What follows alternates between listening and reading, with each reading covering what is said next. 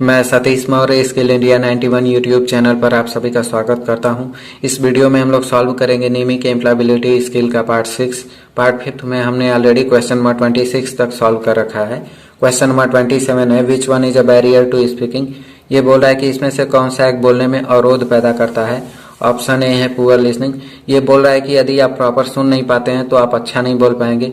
ये जरूरी नहीं होता है। आप अपने सोसाइटी में देखे होंगे बहुत से ऐसे लोग होते हैं जो कि प्रॉपर सुन नहीं पाते हैं लेकिन अच्छा बोल लेते हैं। इस वजह से ऑप्शन ए गलत है। ऑप्शन बी है लैक ऑफ टाइम। ये बोल रहा है कि समय के भी कमी की वजह से लोग नहीं बोल पाते हैं। तो ये इतना ज़्यादा इम्पैक्ट नहीं करता है स्पीकिंग को, क्योंकि यदि अच्छा स्पीकर होता है उसे पता चल जाता है कि हमारे पास समय कम है तो वो सब कुछ मैनेज कर लेता है within time. Option C है नर्वसनेस। यदि आप नर्वस हो जाते हैं तो आपका परफॉर्मेंस डाउन हो जाता है, सामने वाले से प्रॉपर बात नहीं कर पाते हैं, तो इस वजह से ये इम्पैक्ट करता है स्पीकिंग को। ऑप्शन डी है रिलक्टेंस टू रीड। ये बोल रहा है कि यदि आप इंटरेस्टेड नहीं हैं पढ़ने में तो आप अच्छा नहीं बोल पाएंगे। ये जरूरी नहीं होता है। आप देखे होंगे बहुत से ऐसे लोग सोसाइटी में हैं जो कि पढ़े लिखे नहीं हैं लेकिन मंच का यदि उन्हें कार्य दिया जाता है तो वो बखूबी निभा लेते हैं उसे।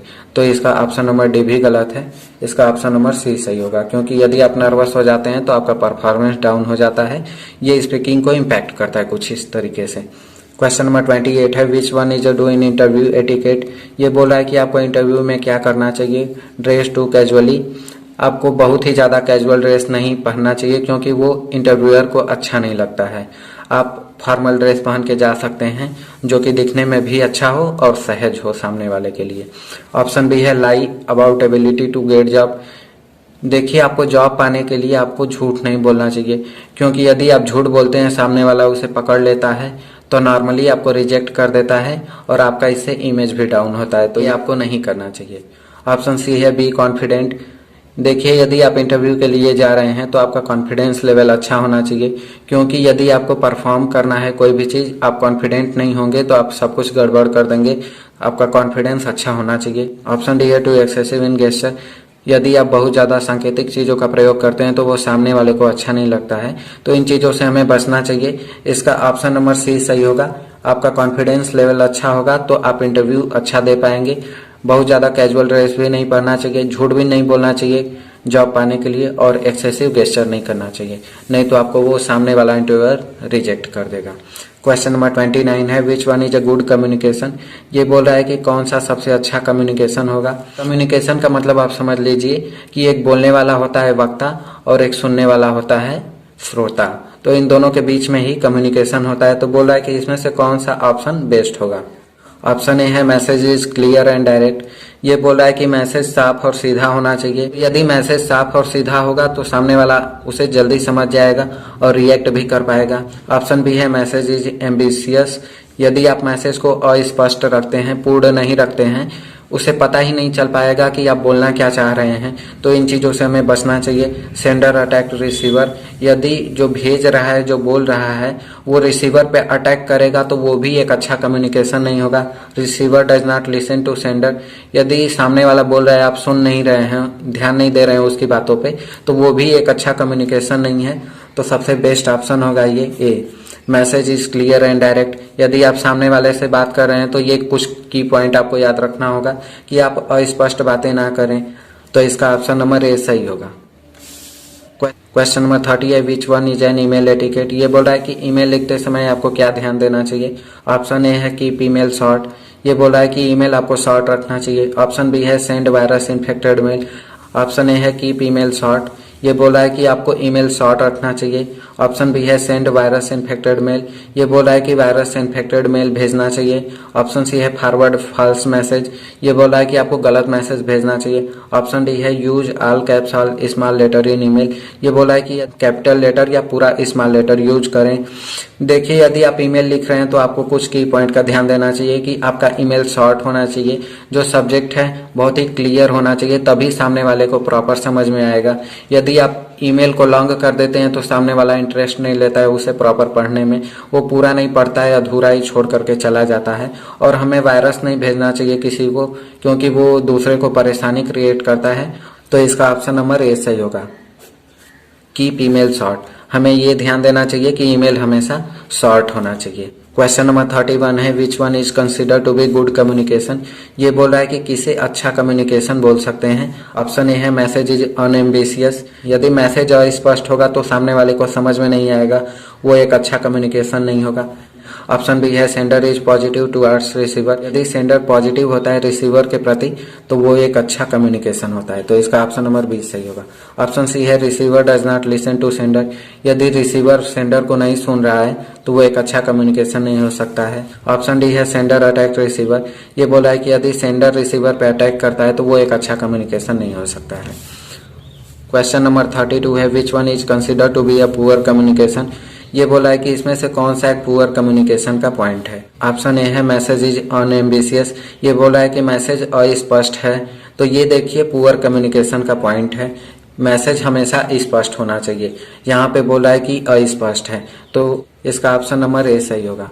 ऑप्शन बी है message is clear and direct. ये बोला है कि मैसेज साफ और सीधा होना चाहिए। यदि मैसेज साफ और सीधा होता है तो वो एक गुड कम्युनिकेशन का पॉइंट हो जाता है। ऑप्शन सी है receiver is open to listen. यदि रिसीवर सुन रहा है सेंडर को तो वो एक अच्छा कम्युनिकेशन हो जाता है। ऑप्शन डी है sender is positive towards receiver.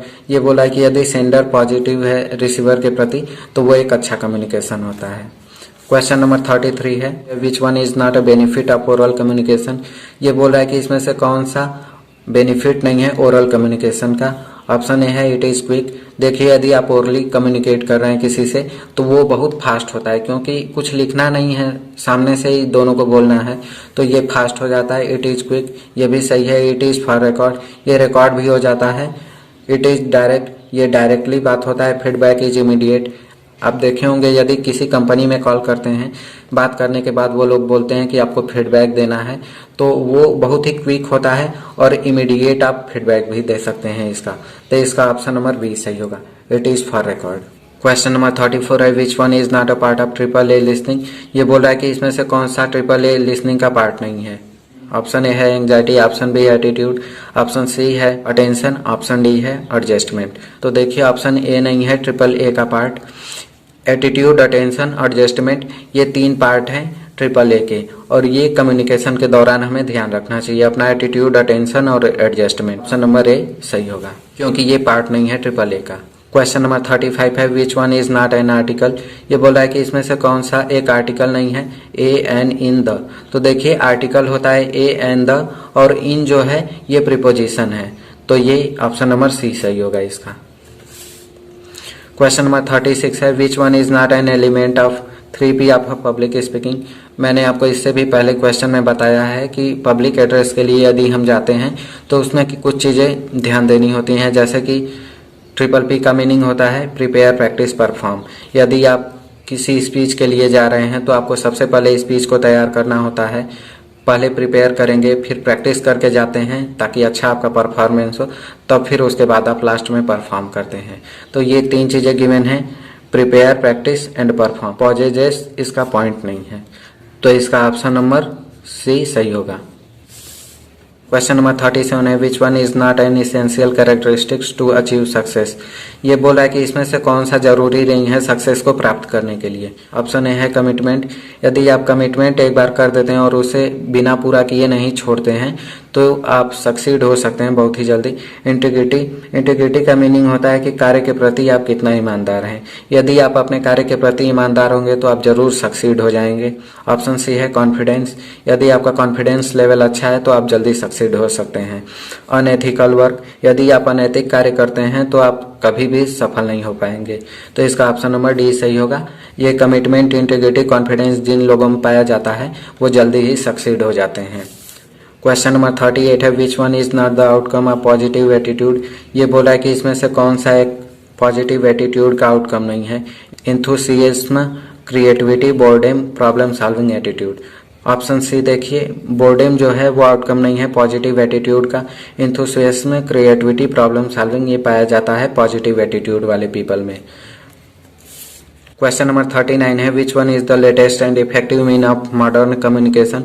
ये बोल रहा है कि सबसे इफेक्टिव और मॉडर्न कम्युनिकेशन कौन सा है। ऑप्शन ए है फैक्स, ऑप्शन बी है पोस्टल मेल, ऑप्शन सी है इलेक्ट्रॉनिक मेल, ऑप्शन डी है मैसेज थ्रू टीवी। सबसे पहले हम यूज करते थे पोस्टल मेल का, फिर उसके बाद फैक्स आया, फैक्स के बाद हम मैसेज करते थे टीवी के थ्रू, और फिर उसके बाद हम इलेक्ट्रॉनिक मेल का अब यूज करते हैं। अब किसी को कोई मैसेज भेजना होता है तो वो सीधे ईमेल कर देता है, तो इसका ऑप्शन नंबर सी सही होगा। आज के वीडियो में बस इतना ही। वीडियो अच्छा लगा हो तो लाइक कर दीजिएगा और चैनल पे नए होंगे तो सब्सक्राइब कर लीजिएगा। देखिए, कुछ टेक्निकल प्रॉब्लम के वजह से हमारे चैनल का नाम बदला गया है। पहले स्किल इंडिया था, अब इसे चेंज करके स्किल इंडिया 91 कर दिया गया है। यदि आप यूट्यूब खोलते हैं और उसके सर्च बॉक्स में लिखते हैं skill India 91 without any space between any word, तो आप पाएंगे कि सबसे पहला चैनल हमारा ही आता है स्किल इंडिया 91 करके। तो आप उसे सब्सक्राइब